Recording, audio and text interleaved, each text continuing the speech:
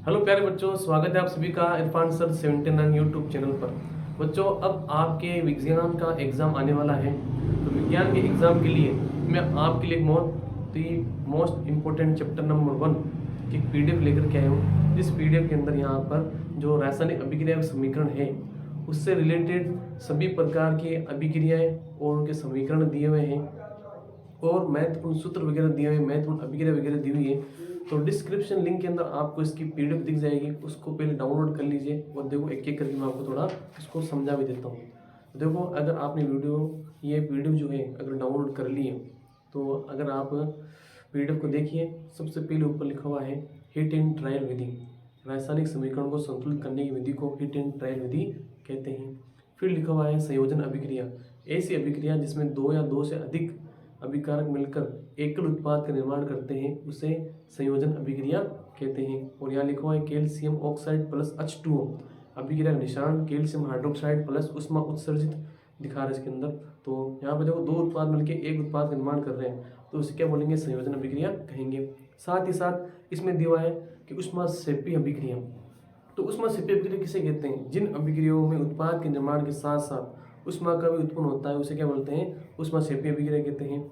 और वियोजन अभिक्रिया किसे कहते हैं, ऐसी अभिक्रिया जिसमें एकल अभिकारक टूटकर छोटे छोटे उत्पाद प्रदान करता है उसे वियोजन अभिक्रिया कहते हैं। तो ऐसे करके आपको क्या करना है, ये सारी अभिक्रियाएं क्या करनी है, याद करनी है, जैसे विस्थापन, द्विविस्थापन, अवक्षेपण, उपचयन, अपचयन। ठीक है, तो ये सारी अभिक्रिया आपको याद होनी चाहिए। उनके साथ में क्या एक आपको समीकरण भी याद रखना है।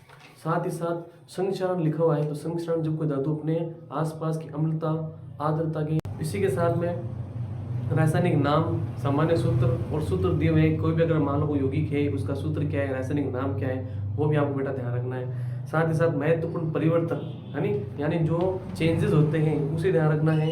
तो मैग्नीशियम सल्फेट को अगर मान लो मैग्नीशियम को हम गर्म कर रहे हैं तो हमारे पास क्या मिलेगा, श्वेत चूर्ण मिलेगा। फिर सल्फेट को गर्म कर रहे हैं तो ये हरे से श्वेत हो जाता है। और इसी प्रकार से इस साइड मैंने महत्वपूर्ण रासायनिक समीकरण वगैरह लिखी है जो आपको ध्यान रखनी है। कोयले का दहन समीकरण, जल का निर्माण, प्राकृतिक गैस वगैरह वगैरह आपको ध्यान रखना है। दोस्तों, अच्छे से पढ़ के जाना है एग्जाम के अंदर, ऐसा ना हो कि आप बिल्कुल भी ध्यान ना दो। और इसी प्रकार से हमारे इंग्लिश मीडियम के बच्चों के लिए भी मैंने यहाँ पर एक पीडीएफ बनाई है, ये भी एक इसी की तरह सेम टू सेम यही है, इसकी कॉपी है। तो इंग्लिश के अंदर लिखी हुई है ना।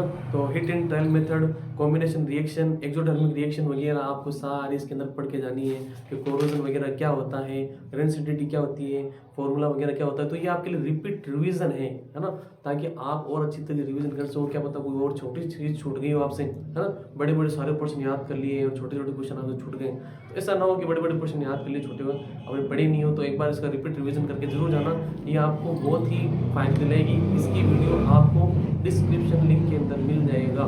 ठीक है दोस्तों, डाउनलोड कर लीजिएगा और जरूर पढ़िएगा इसको।